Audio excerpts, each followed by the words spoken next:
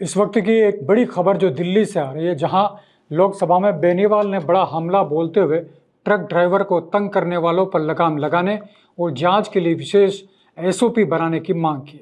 नमस्कार, भारत रफ्तार में आपका स्वागत है और मैं हूं आपके साथ शैलेंद्र शर्मा। राष्ट्रीय लोकतांत्रिक पार्टी आरएलपी के प्रमुख और नागौर से सांसद हनुमान बेनीवाल ने गुरुवार को लोकसभा में एक महत्वपूर्ण मुद्दा उठाया। उन्होंने परिवहन विभाग पर ट्रक चालकों को बेवजह तंग करने का गंभीर आरोप लगाते हुए सड़क सुरक्षा को लेकर गहन चिंता व्यक्त की। उन्होंने कहा कि वाहनों को चेकिंग के नाम पर रोका जाना हादसों को न्योता देना है। सांसद बेनीवाल ने सड़क परिवहन एवं राजमार्ग मंत्री नितिन गडकरी से नियम 377 के तहत मांग की कि वाहनों को बीच सड़क पर अचानक रोकने की व्यवस्था पर रोक लगाई जाए। उन्होंने कहा कि सड़क पर आकस्मिक रुकावटें भयावह सड़क हादसों की वजह बन रही है। बेनीवाल ने कहा कि राजस्थान जैसे राज्यों में आरटीओ के उड़नदस्ते जब चाहे जहां चाहे वाहन रोक लेते हैं। यह न केवल अव्यवस्था ही नहीं बल्कि जानलेवा भी है।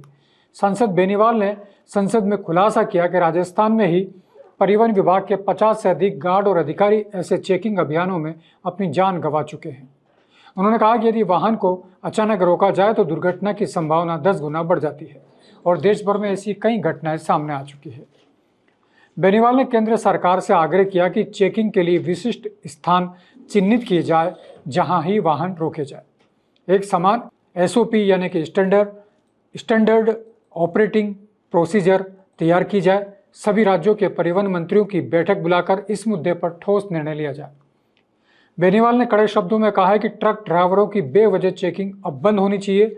कानून व्यवस्था और सड़क सुरक्षा के नाम पर उन्हें प्रताड़ित करना सहन नहीं किया जाएगा। सांसद ने राजस्थान के परिवहन विभाग में बड़े पैमाने पर भ्रष्टाचार का आरोप लगाते हुए कहा है कि चेकिंग के नाम पर अवैध वसूली आम हो गई है। उन्होंने सवाल उठाया कि आखिर क्यों सड़क सुरक्षा की आड़ में चालकों को बार बार शोषण का शिकार बनाया जा रहा है। सांसद हनुमान बेनीवाल का यह मुद्दा ट्रांसपोर्ट इंडस्ट्री और आमजन दोनों के लिए अत्यंत महत्वपूर्ण है। यदि केंद्र सरकार इस पर कदम उठाती है तो न सिर्फ दुर्घटनाओं में कमी आएगी बल्कि ट्रक चालकों और परिवहन कर्मियों को राहत भी मिलेगी।